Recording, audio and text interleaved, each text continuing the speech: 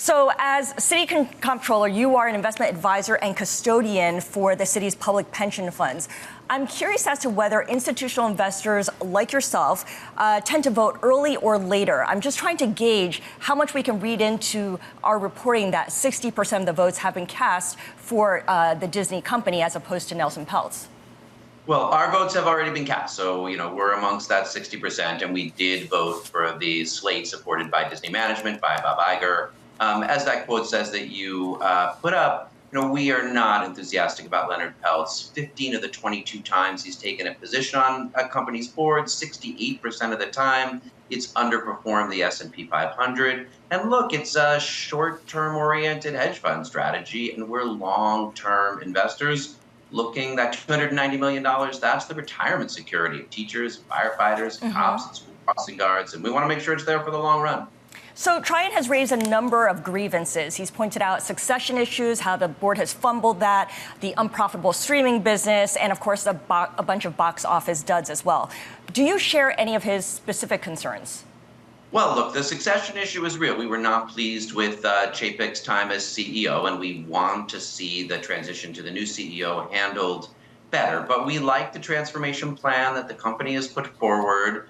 And look, there's some duds when you run a studio. There's some successes as well, like Taylor Swift and, Marvel and Star Wars. And look, Leonard Peltz has never been on the board of or led a media company. So I don't know what he's going to bring to solving streaming problems or making sure that the next stream of films are successes. Bob Iger's track record is good from 2005 to 2020. Shares were up 579%. And even in this more recent tenure, better than Paramount and Fox. We think this is it needs to improve like they all do.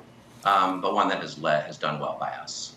You mentioned the long-term return of Disney under Bob Iger. The board battle has been, let's be honest, pretty good for the stock as well, because since Peltz has publicized his stake in Disney, the stock has done fairly well, up almost 50%, outpacing the S&P 500's return over that period. Do you think it's been good for the company in terms of sharpening focus? Well, look, there's two different questions. One, does this push people to do their best to try to make sure they're coming up with good ideas? And probably it does. On the other hand, activist interest pushes up share price, but that doesn't do anything for long-term value.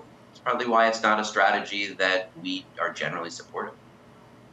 Whatever the outcome of tomorrow's vote will be, do you think this will mark the end of the proxy fight at Disney, or is it just end of stage one?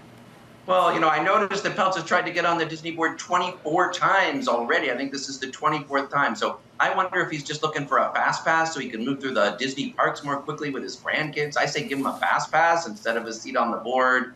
Let's see what happens tomorrow. Obviously, there are those CEO succession issues, and those are important over the next few years. Has he or Blackwell's reached out to you? Has their side reached out to you to try to convince you of their argument to get on their side?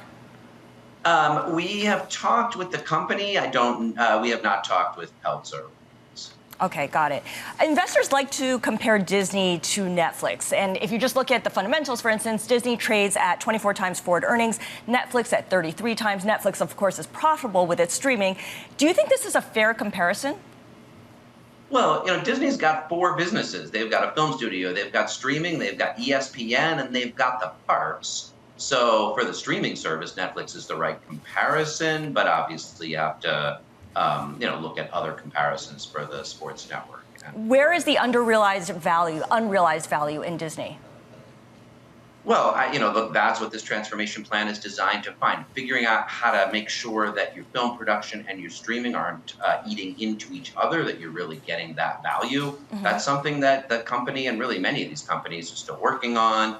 Look, the Disney brand, there's nothing like it, and how you take that into the next generation. I think the Taylor Swift concert is a great example of that, and how many Marvel films you could put out that'll keep being successful. That's not my expertise. But to your point, it's not Nelson Peltz's expertise either, so. Exactly right. I just don't see anything to indicate that he will add long-term value. So I want to also ask you, given that your role here as the CFO of New York City, about congestion pricing. The MTA board basically gave it its green light to the city's congestion pricing plan. Is this pretty much a done deal, or are we still in the 8th inning given the outstanding lawsuit from New Jersey? I think eighth inning is right. I'm really hoping to get to the close. Hope we'll bring in our relief pitcher and get across the finish line because look, we need that investment in the subway. That's to me like partly we want to reduce congestion, and partly we need to invest in a modern signal system in accessible subway trains. Like the mass transit, that is the future of New York City. It's what our economy relies on. These are the resources to make the investments to really modernize it and make it run as effectively as it can. So the MTA anticipates collecting about $1 billion annually from the new toll. Is this what you would expect as well? Is that what you've penciled in? That is what's projected. Now, obviously, we have to see where it lands, got to get through the lawsuits, have to see how implementation goes. But yes, about $1 billion a year, which they're going to write about a $15 billion bond investment against. And those are the resources that we need to modernize the signal system. We're still operating on decades-old technology. Our peer cities are way ahead of us here. Safe, fast, reliable mass transit is the key to New York's thriving. And this is a big piece of the investment that will make that work. Yes, but it will definitely put a lot of strain on certain businesses located in areas right near where the tolling is.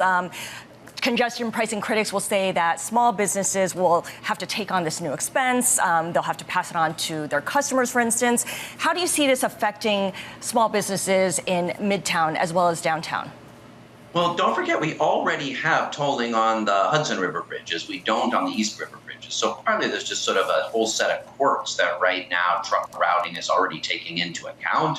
So I think this will actually even this out a little bit. There will be a period of adjustment, but there are many fewer people. Most people just do not drive their personal cars into Manhattan. So look, there's going to be some resetting and adjusting. And look, I'm sympathetic to small business owners for whom this is going to be an additional expense. But you've just got to think about the city as a whole. Everyone will thrive better if customers can get to you faster, if the city itself can keep its mass transit strong, if congestion is reduced. If that was a fair process to consider exemptions. Of course, people want more of them. I totally understand. But from the point of view of long-term investment in the city, this makes sense.